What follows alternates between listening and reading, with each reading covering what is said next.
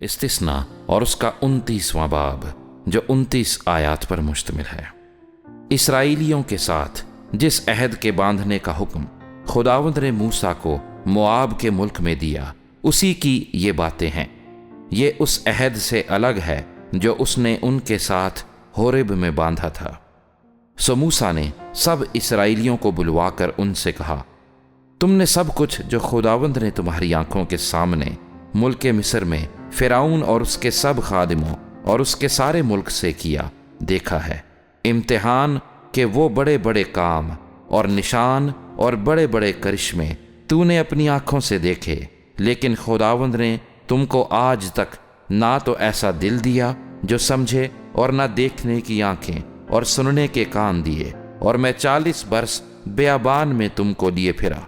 اور نہ تمہارے تن کے کپڑے پرانے ہوئے اور نہ تیرے پاؤں کی جوتی پرانی ہوئی، اور تم اسی لیے روٹی کھانے اور میں یا شراب پینے نہیں پائے، تاکہ تم جان لو کہ میں خداوند تمہارا خدا ہوں۔ اور جب تم اس جگہ آئے تو حسبون کا بادشاہ سیہون اور بسن کا بادشاہ اوج ہمارا مقابلہ کرنے کو نکلے، اور ہم نے ان کو مار کر ان کا ملک لے لیا، اور اسے روبینیوں کو اور جدیوں کو اور منسیوں کے آدھے قبیلے کو میراث کے طور پر دے دیا۔ پس تم اس عہد کی باتوں کو ماننا اور ان پر عمل کرنا، تاکہ جو کچھ تم کرو اس میں کامیاب ہو۔ آج کے دن تم اور تمہارے سردار، تمہارے قبیلے اور تمہارے بزرگ اور تمہارے منصبدار اور سب اسرائیلی مرد اور تمہارے بچے اور تمہاری بیویاں اور وہ پردیسی بھی جو تیری خیمہ گاہ میں رہتا ہے، خواہ وہ تیرا لکڑہارا ہو خواہ سکا، سب کے سب خداوند اپنے خدا کے سامنے کھڑے ہوں، تاکہ تو خداوند اپنے خدا کے عہد میں جسے وہ تیرے ساتھ آج باندھتا ہے، اور اس کی قسم میں جسے وہ آج تجھ سے کھاتا ہے، شامل ہو،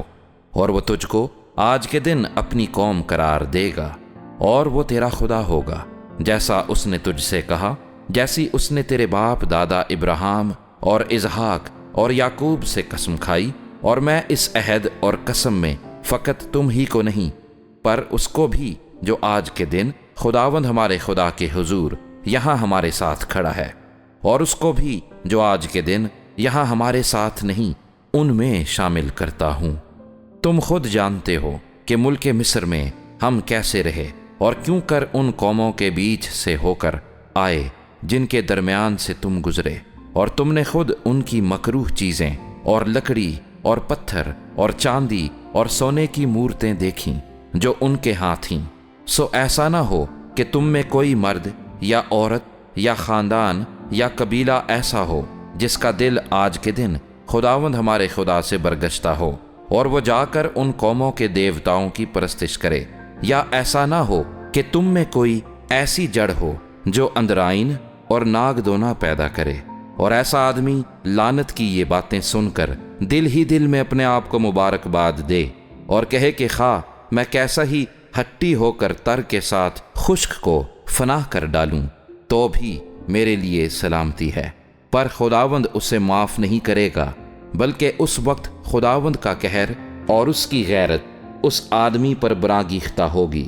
اور سب لعنتیں جو اس کتاب میں لکھی ہیں اس پر پڑیں گی، اور خداوند اس کے نام کو صفحۂ روزگار سے مٹا دے گا۔ اور خداوند اس عہد کی ان سب لعنتوں کے مطابق جو اس شریعت کی کتاب میں لکھی ہیں اسے اسرائیل کے سب قبیلوں میں سے بری سزا کے لیے جدا کرے گا، اور آنے والی پشتوں میں تمہاری نسل کے لوگ جو تمہارے بعد پیدا ہوں گے اور پردیسی بھی جو دور کے ملک سے آئیں گے، جب وہ اس ملک کی بلاؤں اور خداوند کی لگائی ہوئی بیماریوں کو دیکھیں گے، اور یہ بھی دیکھیں گے کہ سارا ملک گویا گندھک اور نمک بنا پڑا ہے، اور ایسا جل گیا ہے کہ اس میں نہ تو کچھ بویا جاتا نہ پیدا ہوتا، اور نہ کسی قسم کی گھاس اگتی ہے، اور وہ سدوم اور امورا اور ادما اور زبوئیم کی طرح اجڑ گیا، جن کو خداوند نے اپنے غضب اور قہر میں تباہ کر ڈالا۔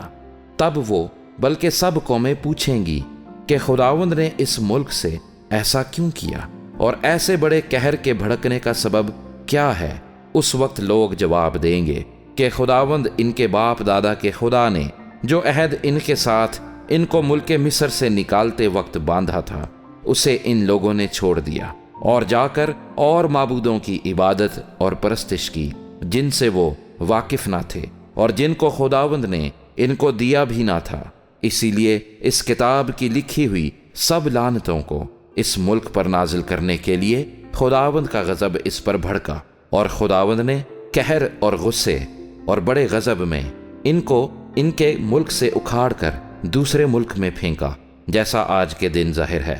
غیب کا مالک تو خداوند ہمارا خدا ہی ہے، پر جو باتیں ظاہر کی گئی ہیں وہ ہمیشہ تک ہمارے اور ہماری اولاد کے لیے ہیں، تاکہ ہم اس شریعت کی سب باتوں پر عمل کریں۔